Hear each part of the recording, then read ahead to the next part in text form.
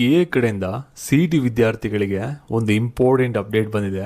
Definitely ಈ ಒಂದು update ಕೇಳಾದ್ಮೇಲೆ ನೀವು ಎಷ್ಟೊಂದು ಜನ ಶಾಕ್ ಆಗೋದಂತ ಗ್ಯಾರಂಟಿ. ಆ ರೀತಿ ಇದೆ ಒಂದು ಅಪ್ಡೇಟು. ಇವಾಗ KA ಕಡೆಯಿಂದ ಲೇಟೆಸ್ಟ್ ಆಗಿ ಏನೊಂದು ಅಪ್ಡೇಟ್ ಬಂದಿದೆ, ಇದ್ರ ಬಗ್ಗೆ ಡೀಟೇಲ್ ಆಗಿ ತಿಳಿಸ್ಕೊಡ್ತೀನಿ.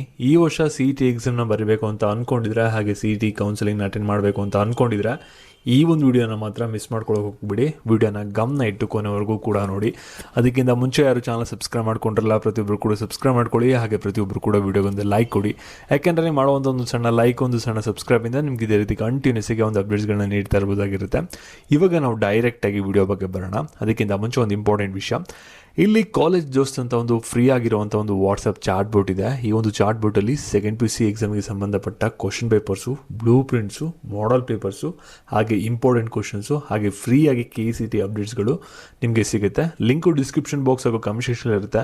ಒಂದ್ಸಲ ಕ್ಲಿಕ್ ಮಾಡಿ ಚೆಕ್ ಮಾಡಿ, ನಿಮಗೆ ತುಂಬ ಅಂದರೆ ತುಂಬಾ ಯೂಸ್ಫುಲ್ ಆಗುತ್ತೆ. ಇವಾಗ ನಾವು ಡೈರೆಕ್ಟಾಗಿ ವಿಡಿಯೋ ಬಗ್ಗೆ ಬರೋಣ. ಇಲ್ಲಿ ನಿಮ್ಗೆಲ್ಲರಿಗೂ ಕೂಡ ಗೊತ್ತಿದೆ, KA ಸ್ವಲ್ಪ ದಿನದಿಂದ ಒಂದು ನೋಟಿಫಿಕೇಶನ್ ರಿಲೀಸ್ ಮಾಡಿದರು.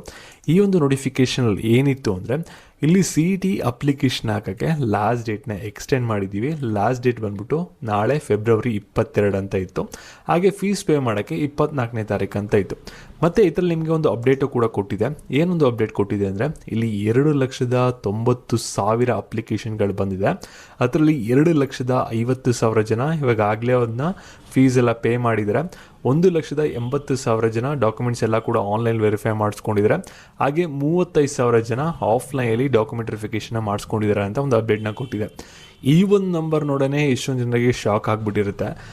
ನಿಜವಾಗ್ಲೂ ನಾನು CET ಎಕ್ಸಾಮ್ ಬರೆದ್ರೆ ಒಳ್ಳೆ ರ್ಯಾಂಕಿಂಗ್ ಬರುತ್ತಾ ನನಗೆ, ಇಷ್ಟೊಂದು ಜನ ಬರೀತಾ ಇದ್ರಲ್ಲ ಅಂತ.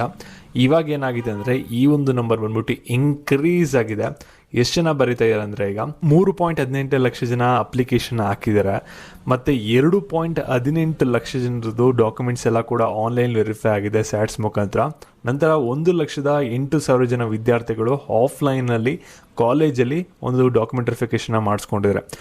ಈ ಒಂದು ನಂಬರ್ ನೋಡಾದ್ಮೇಲೆ ನಿಮ್ಗೆಲ್ಲರಿಗೂ ಕೂಡ ಬರುವಂಥದ್ದು ಡೌಟ್ ಏನಂದರೆ, ಏನಕ್ಕೆ ಇಷ್ಟೊಂದು ಅಪ್ಲಿಕೇಶನ್ ಬರ್ತಿದೆ, ಡೆಫಿನೆಟ್ಲಿ ನಿಮ್ಗೆ ಏನಾದರೂ ಒಳ್ಳೆ ರ್ಯಾಂಕಿಂಗ್ ಬರುತ್ತಾ ಅನ್ನೋದು ಸಾಕಷ್ಟು ಜನಕ್ಕೆ ಡೌಟ್ ಬರುತ್ತೆ. ಇಲ್ಲಿ ನೋಡಿ, CET ಅಪ್ಲಿಕೇಶನ್ ಯೂಶಲಿ ರೇಂಜ್ ಬಂದ್ಬಿಟ್ಟೇನೆ 3 ಲಕ್ಷದಿಂದ 3.5 ಲಕ್ಷದ ಒಳಗಡೆನೇ ಇರುತ್ತೆ. ಇವಾಗ ಇಷ್ಟು ಜನನು ಕೂಡ CET ಎಕ್ಸಾಮ್ ಒಂದು ಡೆಫಿನೆಟ್ಲಿ ಬರೆಯಲ್ಲ. ಒಂದು 1,000 ಜನ ಸ್ವಲ್ಪ ಕಮ್ಮಿ ಆಗ್ತಾರೆ CET ಎಕ್ಸಾಮ್ ಬರೆಯುವಂಥದ್ದಲ್ಲಿ. ನಂತರ CET ರಿಸಲ್ಟ್ ಬಂದಾದಮೇಲೆ ಒಂದು ರಿಯಾಲಿಟಿ ಅರ್ಥ ಆಗಿಬಿಡುತ್ತೆ. ಇವಾಗ ನನ್ನ ರ್ಯಾಂಕಿಂಗಿಗೆ ಕಾಲೇಜ್ಗಳಲ್ಲಿ ಸೀಟ್ ಸಿಗುತ್ತಾ ಸಿಗಲ್ವ ಅನ್ನೋದು ಅದ್ರ ಬೇಸಿಸ್ ಮೇಲೆ ಏನಾಗುತ್ತೆ ಅಂದರೆ, ಕೆಲವರು CET ಕೌನ್ಸಿಲಿಂಗ್ ಅಟೆಂಡ್ ಮಾಡೋದನ್ನೇ ಡ್ರಾಪ್ ಮಾಡ್ತಾರೆ. ಓಕೆನಾ. ಮತ್ತು ಕೋರ್ಸಲ್ಲೂ ಕೂಡ ಬೈಫರ್ಗೇಷನ್ ಆಗುತ್ತೆ. ಕೆಲವರು ಇಂಜಿನಿಯರಿಂಗ್ ಅಂತ ಫಿಕ್ಸ್ ಆಗಿರ್ತಾರೆ, ಕೆಲವರು ಫಾರ್ಮಸಿ ಅಂತ ಫಿಕ್ಸ್ ಆಗಿರ್ತಾರೆ, ಕೆಲವರು ವೆಟರ್ನರಿ ಅಂತ ಫಿಕ್ಸ್ ಆಗಿರ್ತಾರೆ. ಅದರಿಂದ ನೀವು ಈ ಒಂದು ನಂಬರ್ಗಳ ಬಗ್ಗೆ ಜಾಸ್ತಿ ತಲೆ ಕೆಡಿಸ್ಕೊಬೇಡಿ. ಅಪ್ಲಿಕೇಶನ್ ಇಷ್ಟೊಂದು ಜನ ಹಾಕ್ಬಿಟ್ಟಿದಾರಲ್ಲ ಅಂತ. ಇಲ್ಲಿ ನಿಮಗೆ ಪ್ರತಿಯೊಂದು ಕೋರ್ಸ್ಗೂ ಕೂಡ ಸಪ್ರೇಟ್ ರ್ಯಾಂಕಿಂಗ್ ಇರುತ್ತೆ. ಓಕೆನಾ. ಅದ್ರ ಬಗ್ಗೆ ನೀವು ಏನು ಕೂಡ ತಲೆ ಕೆಡಿಸ್ಕೋದೇನೆ. ಇವಾಗ PUC ಥಿಯರಿ ಎಕ್ಸಾಮಲ್ಲಿ ಚೆನ್ನಾಗಿ ಪರ್ಫಾರ್ಮ್ ಮಾಡ್ಕೊಬಿಡಿ. ಇದರಲ್ಲಿ ಸ್ಕೋರ್ ಮಾಡೋದು ತುಂಬ ಅಂದರೆ ತುಂಬ ಈಸಿ. ಪದೇ ಹೇಳ್ತಾ ಇದ್ದೀನಿ CET ಎಕ್ಸಾಮ್ಗಿಂತ. ಅದಕ್ಕೋಸ್ಕರ 1 ಮಾರ್ಕ್ಸು ಕೂಡ ಬಿಡಕ್ಕೆ ಹೋಗ್ಬಿಡಿ. ಆದಷ್ಟು ನಿಮ್ಮ ಮ್ಯಾಕ್ಸಿಮಮ್ ಎಫರ್ಟ್ ಹಾಕಿ. ಓಕೆನಾ. ಇವಾಗ KE ಅವ್ರು ಏನು ಮಾಡಿದ್ದಾರೆ ಅಂದರೆ, ಇವಾಗ KE ಅಪ್ಲಿಕೇಶನ್ಗೆ ಲಾಸ್ಟ್ ಡೇಟ್ ಏನಿತ್ತಲ್ಲ ಅದನ್ನ ಎಕ್ಸ್ಟೆಂಡ್ ಮಾಡಿದ್ದಾರೆ. ಎಲ್ಲಿವರೆಗೂ ಕೂಡ ಎಕ್ಸ್ಟೆಂಡ್ನ ಮಾಡಿದ್ದಾರೆ ಅಂದರೆ, ಇವಾಗ ಫೆಬ್ರವರಿ 27ನೇ ತಾರೀಕುವರೆಗೂ ಕೂಡ ನೀವು ಅಪ್ಲಿಕೇಶನ್ ಹಾಕ್ಬೋದು. ನಂತರ ಮಾರ್ಚ್ 3ನೇ ತಾರೀಕುವರೆಗೂ ಕೂಡ ನೀವು ಒಂದು ಫೀಸ್ನ ಕಟ್ಬೋದಾಗಿರುತ್ತೆ. ಈ ಲಾಸ್ಟ್ ಡೇಟ್ ಎಕ್ಸ್ಟೆಂಡ್ ಮಾಡಿರೋದ್ರಿಂದ ಇವಾಗ ಅಪ್ಲಿಕೇಶನ್ ಏನು ಬಂದಿದೆಯಲ್ಲ 3,18,000, ಈ ಒಂದು ನಂಬರ್ ಇನ್ಕ್ರೀಸ್ ಆಗುವಂಥ ಚಾನ್ಸಸ್ ಇರುತ್ತೆ. ಇನ್ನೊಂದು 20,000-30,000 ಜನ ಹಾಕ್ಬೋದಾಗಿರುತ್ತೆ. ಈ ಒಂದು ನಂಬರ್ಗಳ ಬಗ್ಗೆ ನೀವು ತಲೆ ಕೆಡಿಸ್ಕೋಬೇಡಿ. ಎಕ್ಸಾಮ್ಗೆ ಚೆನ್ನಾಗಿ ಪ್ರಿಪೇರ್ ಆಗಿ. ನಿಮಗೆ CET ಎಕ್ಸಾಮ್ಗೆ, ಸೆಕೆಂಡ್ PUC ಎಕ್ಸಾಮ್ಗೆ important questions, short cuts, mind map ಎಲ್ಲ ಕೂಡ ಫ್ರೀ ಆಗಬೇಕಂದ್ರೆ ಟೆಲಿಗ್ರಾಮ್ ಮತ್ತು ವಾಟ್ಸಪ್ ಚಾನಲ್ ಡಿಸ್ಕ್ರಿಪ್ಷನ್ ಬಾಕ್ಸ್ ಇರುತ್ತೆ. ಕ್ಲಿಕ್ ಮಾಡಿ ಜಾಯ್ನ್ ಆಗಿ. ಅಲ್ಲಿ ನಿಮಗೆ ಇಂಪಾರ್ಟೆಂಟ್ ಸ್ಟಡಿ ಮೆಟೀರಿಯಲ್ಗಳು ಸಿಗುತ್ತೆ. ಮತ್ತು ಇದೇ ರೀತಿ ಅಪ್ಡೇಟ್ಸ್ಗಾಗಿ ಚಾನಲ್ ಸಬ್ಸ್ಕ್ರೈಬ್ ಮಾಡಿಕೊಂಡು, ಹಾಗೆ ವಿಡಿಯೋಗೊಂದು ಲೈಕ್ ಕೊಟ್ಬಿಟ್ಟು ನಿಮ್ಮ ಫ್ರೆಂಡ್ಸ್ಗಳಿಗೆ ವಿಡಿಯೋನ ಶೇರ್ ಮಾಡಿ. ಅವ್ರಿಗೂ ಕೂಡ ಗೊತ್ತಾಗಲಿ ಎಷ್ಟು ಜನ CET ಅಪ್ಲಿಕೇಶನ್ ಹಾಕಿದ್ದಾರೆ ಈ ವರ್ಷ ಅನ್ನೋದು.